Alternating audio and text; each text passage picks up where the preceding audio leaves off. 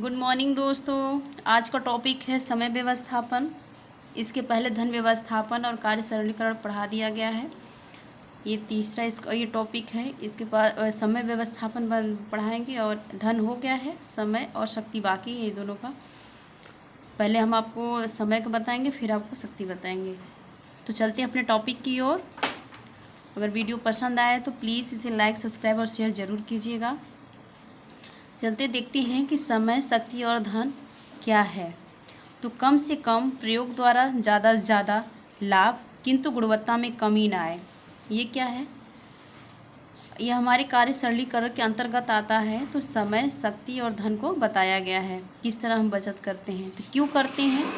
तो मेरा काम भी ज़्यादा से ज़्यादा हो सके और हमारे काम की गुणवत्ता में कमी ना आए, इसके लिए हम क्या करते हैं, सारे कार्य सरलीकरण का प्रयोग करते हैं। इसके अंतर्गत तीनों को बताया गया है, समय और शक्ति, धन को।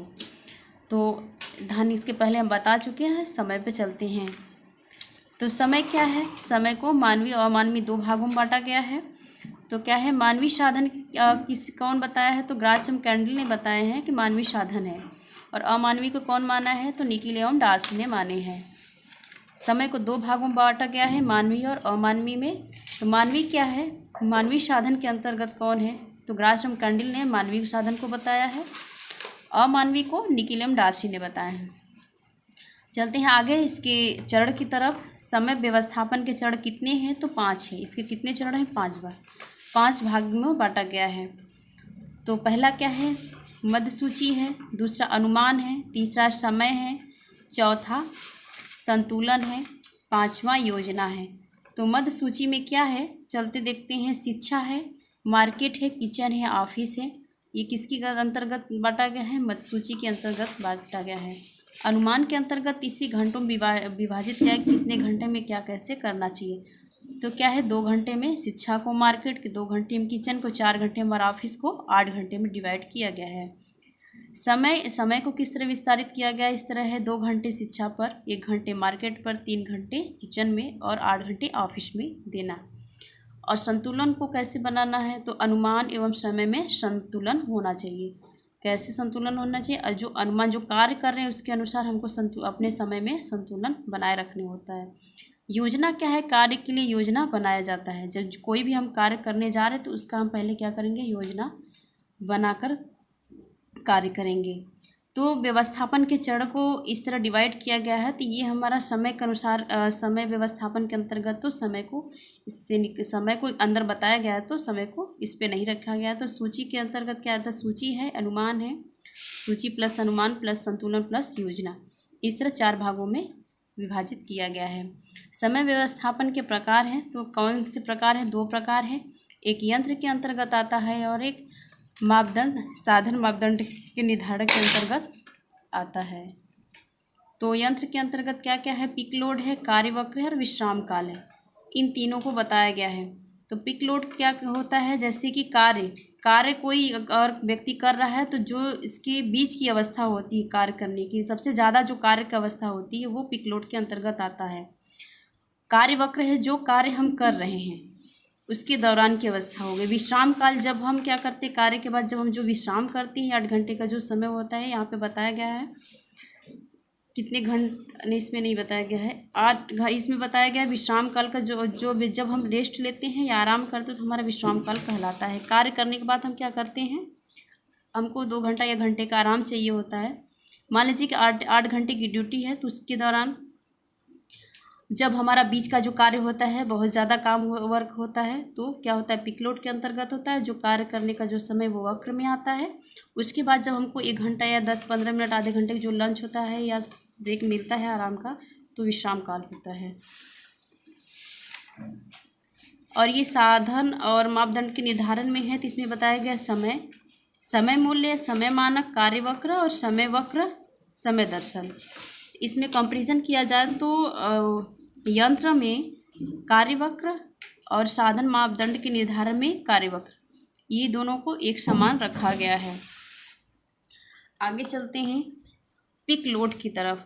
तो पिक लोड क्या यहाँ पे बताया गया, एक्सप्लेन किया गया है। तो अत्यधिक भार वाला जो समय होता है, जब हम कोई कार्य कर रहे हैं जो अत्यधिक भार, उस समय ज़्यादा कार्य हो 5 मिनट का भी समय ना मिले तो क्या होता है, वो जो समय होता है, वो अवस्था होता है तो पीक लोड के अंतर्गत आते। एक्सप्लेन, जैसे सुबह का समय होता है, तो जैसे सुबह के समय क्या होता है कि बच्चों को नाश्ता तैयार करना होता है, ऑफिस के लिए भी मतलब क्या होता है, खाना टिफ़िन तैयार करना होता है, भोजन भी तैयार करना, सबको देना होता है, सब कुछ सर्व कराना होता है, तो उसके दौरान क्या होता है, कार्य बहुत ज़्यादा होता है, समय नहीं रहता, तो वो क्या होता है, पीक लोड के अंतर्गत आता है।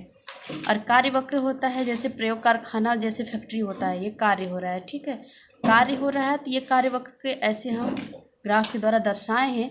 जैसे कि देखिए 40 मिनट का हम मानसिक कार्य कर रहे हैं, क्या कर रहा है, 40 मिनट का हम मानसिक कार्य कर रहे हैं, उसमें जब हम 2 मिनट आराम कर रहे हैं तो क्या होता है, कार्य वक्र के अंतर्गत आता है। विश्राम काल क्या होता है कि आराम करने से गुणवत्ता में सुधार आता है। जब हम क्या करते हैं, अगर हम 2 मिनट का क्या करते हैं, आराम कर लेते हैं, आराम करने के बाद जब फिर हम उस कार्य को करते हैं तो उस गुणवत्ता में जब सुधार है, जिससे कि हमारे पहले की जो गुणवत्ता जो कार्य कर रहे हैं 40 मिनट का जो कार्य किए हैं, उसी तरह कार्य हमको आराम करने के बाद जो कार्य कर उसी तरह गुणवत्ता मिल रही, तो हमारा विश्राम काल कहलाता है। आगे चलते हैं समय मापदंडों के निर्धारण। तो समय का मापदंड का जो निर्धारण किस तरह किया गया है, तो समय मूल्य किया गया और नकारात्मक तरीके से किया गया है। तो समय मूल्य में चलते हैं तो सकारात्मक चलते हैं, तो सकारात्मक व्यक्ति होता है, तो सकारात्मक व्यक्ति कार्यों में समय देता है और नकारात्मक व्यक्ति नकार्य कार्यों में समय देता है। इसमें दो समय मूल्य में 2 तरह से प्रदर्शित किया गया है, सकारात्मक और नकारात्मक। जो सकारात्मक व्यक्ति हो तो हमेशा पॉजिटिव तरफ सोचता है या कार्यों को पे ध्यान देता है, और नकारात्मक व्यक्ति होता तो अपने नकारात्मक कार्यों पे ध्यान देता है। जैसे चुगली करना, तो चुगली करना क्या है, नकारात्मक है। आगे चलते हैं समय मानक कार्य इकाई। तो समय मानक कार्य इकाई क्या है, तो किसी कार्य को करने का समय निर्धारित करना। जैसे किसी कार्य को मुझे करना है, या तो उदाहरण में लेते स्कूल जाना है, तो हमारा क्या है, समय मापन कार्य। जैसे कि मुझे 8 बजे जाना है, तो ये क्या है, निर्धारित समय है, तो इसे क्या कहेंगे, किसी कार्यों का समय निर्धारण करना समय मापन के अंतर्गत आता है। कार्य वक्र क्या होता है, कार्य की गुणवत्ता के बीच में उतार चढ़ाव का आना ही कार्य वक्र कहलाता है। जैसे कोई भी कार्य हम कर रहे हैं, उसकी गुणवत्ता के बीच में, जैसे जो क्वालिटी होना चाहिए कार्य का, उसकी गुणवत्ता के बीच में उतार चढ़ाव आ रहा है, तो हमारा कार्य वक्र के अंतर्गत आता है। जैसे उद्योग है, स्कूल है, इसमें उतार चढ़ाव आते रहते हैं। जैसे उद्योग, कोई भी उद्योग है या तो कोई भी बिजनेस या किया जा रहा है, तो उसमें क्या होता है, कभी मार्केट ज़्यादा रहेगा, कभी कम रहेगा, तो इसमें क्या होता है, उतार चढ़ाव होता रहते हैं। इसमें आते हैं आगे पॉइंट है समय क्रम बताया गया है। तो समय क्रम क्या है, जब अपनी व्यवस्था को दैनिक साप्ताहिक मासिक अपनी व्यवस्था को दैनिक साप्ताहिक मासिक या वार्षिक के आधार पर कार्यों को बांटना। हम अपने समय को कैसे बांटते हैं, जैसे कि दैनिक भी कार्य होते हैं, साप्ताहिक भी होते हैं, मासिक भी होते हैं, वार्षिक भी होते हैं, ये कार्यों को बांटा गया। तो मुख्य कार्य को इम्पोर्टेंट देना, तो क्या होता है, समय क्रम के अनुसार आता है। जैसे होता है कि कुछ कार्य होते हैं, जैसे जो मान लीजिए कि मासिक है, तो कोई अगर मेहनत कर रहा है, काम कर रहा है, तो उसको मासिक पेमेंट मिल रहा है, मंथली पेमेंट मिल रहा है। और जैसे कोई चीज़ अगर फंक्शन है, त्यौहार है, मान लीजिए कि दीपावली, तो इसकी साफ़ सफाई करना, तो ये वार्षिक कार्य के अंतर्गत आ गया। साप्ताहिक के जो हमारे दिनचर्या में डेली का है वो, या तो सप्ताह में अगर एक बार कार्य कर रहे वो, दैनिक में जो रेगुलरिटी कर रहे हैं, तो ये कार्य समय क्रम के अंतर्गत आता है। समय दर्शन क्या है, किसी भी कार्य को करने के लिए नज़रिया अपना अपना होता है। समय दर्शन में किसी भी कार्य को करने के लिए करने का नज़रिया अपना अपना होता है। जैसे कोई कार्य है तो किसी के लिए वही कठिन कार्य लगता है, किसी के लिए सरल कार्य लगता है। तो जिसकी आवश्यकताएं होती हैं उसके लिए सरल होता है, जिसकी आवश्यकता नहीं, इतने में ये कार्य नहीं कर पाऊँ तो उसके लिए कठिन। तो अपना देखने का नज़रिया होता है कि कार्य हम कर पाएंगे कि नहीं। तो क्या होता है, समय दर्शन कहलाता है। समय संतुलन क्या होता है, तो समय संतुलन को इस तरह बांटा गया है, 8 घंटे कार्य करना है, 8 घंटे विश्राम करना है, 8 घंटे मनोरंजन करना है। क्या है, समय संतुलन के 3 तत्व बताए गए हैं, कार्य, विश्राम और मनोरंजन। तो ये क्वेश्चन हमेशा आता है, वेरी इंपॉर्टेंट क्वेश्चन है। यहाँ से बनता है कि 8 क्या दर्शाता है। अगर कह दिया कि कार्य, विश्राम, मनोरंजन, तो नीचे अगर ऑप्शन में दे दिया कि ये कैसे दर्शाता है, तो मान लीजिए 8 करके दे दिया है, 8 6 5 करके दिया है संबंध में, तो क्या इसे हम निशान लगाएं, तो 8 को निशान लगाएंगे। इसमें क्या होता है, 8 घंटा क्या करता है, कार्य है, 8 घंटा विश्राम है, 8 घंटा मनोरंजन है। अब आते हैं TMU क्या होता है। वेरी इंपॉर्टेंट है, TMU क्या होता है। तो टाइम मेजरमेंट यूनिट होता है, इसका फुल फॉर्म होता है टाइम मेजरमेंट यूनिट। तो इसका फुल फॉर्म क्या होगा, मतलब ये तो फुल फॉर्म हो गया, लेकिन TMU क्या दर्शाता है, 1 सेकेंड का कौन सा भाग होता है, जो 1 सेकेंड में इसका क्या भाग होगा। तो क्या होता है .036, ये क्या होता है 1 सेकेंड में मेजरमेंट किया गया है तो इतना संख्या आया है। आगे चलते हैं, योजना के नोट में है, क्या है नोट में, योजना के मूल्यांकन के लिए गैंट चार्ट का प्रयोग करते हैं। अगर किसी से कोई योजना बना रहे हैं तो उसका हमको मूल्यांकन करना है, तो जो मूल्यांकन करने के लिए जो हम लिखा पढ़ी या तो कुछ तैयार करते हैं, लिस्ट बनाते हैं कि क्या कैसे इस योजना के अंतर्गत खर्च हुआ, क्या कैसे मुझे मतलब प्रॉब्लम हुई, समस्या हुई, तो इसका जो भी हम निस्तारण करते हैं वो उसे क्या कहते हैं, गैंट चार्ट कहते हैं। योजना का मूल्यांकन करने के लिए हम किसका प्रयोग करते हैं, गैंट चार्ट का। आगे चलते हैं, अब आते हैं टॉपिक की ओर।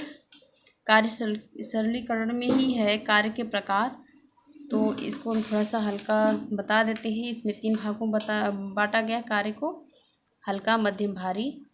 तो अगर क्वेश्चन किस तरह बनता है, लंच पैक करना क्या कौन सा कार्य है, तो हल्का कार्य के अंतर्गत आता है। तो इस तरह क्वेश्चन पूछता है, लंच पैक करना किस कार्य के अंतर्गत आता है, तो हल्का कार्य के अंतर्गत। अब हल्के कार्य की क्या विशेषताएं हैं इसके बारे में जानते हैं। रसोई घर फर्श साफ करना, बर्तन धुलना सुखाना, फर्नीचर की धुलाई साफ करना, धातु का पॉलिश भोज्य पदार्थ बनाना और टेबल को व्यवस्थित करना, बाजार जाना, हल्का प्रेस करना, भोजन तैयार करना, लंच पैक करना, मशीन से सिलाई करना, तो ये सब हल्के कार्य के विशेषताएं बताए गए हैं। मध्यम कार्य के अंतर्गत क्या आते हैं, तो फर्नीचर को पॉलिश करना, फर्नीचर को धोना, स्टूल वस्तु क्या है और सफाई करना, फिर क्या है यांत्रिक मशीन धुलाई, फिर प्रेस करना, रेफ्रिजरेटर डिफास्टिंग करना, तार पर कपड़ा करना या सुखाना, तो ये सब क्या है मध्यम कार्य के अंतर्गत आता है।